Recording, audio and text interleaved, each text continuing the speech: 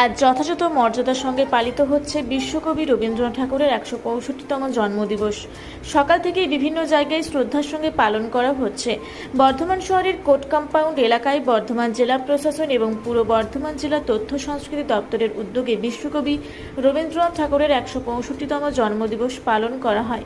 এই অনুষ্ঠানে উপস্থিত ছিলেন বর্ধমান দক্ষিণ কেন্দ্রের বিধায়ক খোকন দাস, পূর্ব বর্ধমান জেলার জেলাশাসক আয়েশা রানী, পূর্ব বর্ধমান জেলা পরিষদের সভাধিপতি শ্যামাপ্রসন্ন লোহার, সহ সভাধিপতি গার্গী নাহা, বর্ধমান পৌরসভার চেয়ারম্যান পরেশচন্দ্র সরকার, পূর্ব বর্ধমান জেলা তথ্য সংস্কৃতি আধিকারিক রামশঙ্কর মণ্ডল সহ অন্যান্য জেলা প্রশাসনের আধিকারিকরা এবং বিভিন্ন সংস্কৃতি মনস্ক সাধারণ মানুষ প্রথমে বিশ্বকবি রবীন্দ্রনাথ ঠাকুরের প্রতিকৃতিতে মাল্যদান করে প্রদীপ প্রজ্বলনের মাধ্যমে অনুষ্ঠানের শুভ সূচনা হয় এবং পরে পূর্ব বর্ধমান জেলার জেলাশাসক আয়েশা রানী এবং পূর্ব বর্ধমান জেলা পরিষদের সভাধিপতি শ্যামাপ্রসন্ন লোহার বিশ্বকবি রবীন্দ্রনাথ ঠাকুর সম্পর্কে স্মৃতিচারণা করেন। এই সম্পর্কে পূর্ব বর্ধমান জেলা তথ্য সংস্কৃতি আধিকারিক মণ্ডল কি জানলেন আমরা শুনব। আমাদের পশ্চিমবঙ্গের মাননীয় মুখ্যমন্ত্রী মমতা বন্দ্যোপাধ্যায়ের উদ্যোগে আমাদের পূর্ব বর্ধমান জেলা তথ্য সংস্কৃতি দপ্তরের আয়োজনে এবং পূর্ব বর্ধমান জেলা প্রশাসনের সহযোগিতায় আজকে আমরা রবীন্দ্র জয়ন্তী উদযাপন অনুষ্ঠান করছি কবি প্রণাম। সেই কবি প্রণাম অনুষ্ঠানে আজকে আমাদের সমস্ত অতিথিবৃন্দরা এসেছিলেন। আমাদের মাননীয় জেলা শাসক আয়েশা রানী মহাশয়া ছিলেন, সঙ্গে ছিলেন আমাদের পূর্ব বর্ধমান জেলা পরিষদের সভাধিপতি, সহকারী সভাধিপতি মহাশয়া, এছাড়াও ছিলেন আমাদের বিভিন্ন কর্মাধ্যক্ষ শান্তনু কোনার এবং বিশ্বনাথ রায় মহাশয়, এছাড়াও আমাদের অভিভাবক আমাদের পৌরসভার চেয়ারম্যান মাননীয় পরেশচন্দ্র সরকার ছিলেন। এছাড়া আমাদের শহরের সমস্ত যারা বিভিন্ন শিল্পবৃন্দ আছে তার নৃত্য, সঙ্গীত এবং বিভিন্ন আবৃত্তির মধ্যে দিয়ে আজকে আমরা অনুষ্ঠান আমরা করতে চলেছি।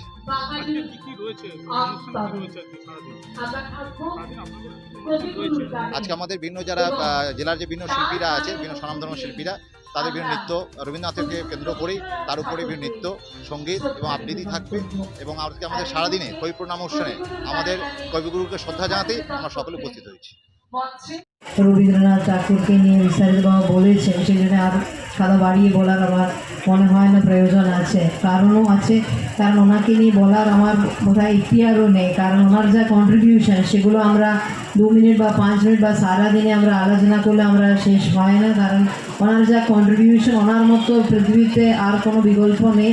আর উনি ছাড়া আমাদের বাংলার কোনো কিছু হয় না। আমাদের নিঃশ্বাসে, আমাদের প্রত্যেকটা জীবনে, আমাদের চলাচলে, সব জায়গায় আমার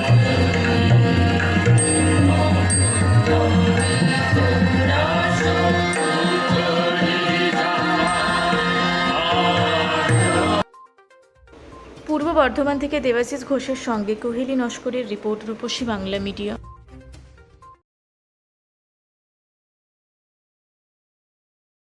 পুরা ব্লকের লধুরকা গ্রামের অদূরে অবস্থিত দৌলত পাবলিক স্কুলের দখলে থাকা বেশ কিছু জমি নিয়ে শুরু হয়েছে আইনি জটিলতা। 1197 দাগের যে বেলাবহল মৌজা এবং 2239 দাগের যে লধুরকা মৌজা, এই দুটো জমি আপনারা প্লিজ কেউ কিনবেন না, কারণ আপনারা বিপদে পড়তে পারেন, আইনি একটা লড়াইতে পড়ে যেতে পারেন। জমিটা একদম ডিসপিউটেড, ফলে একটু সাবধানে থাকবেন।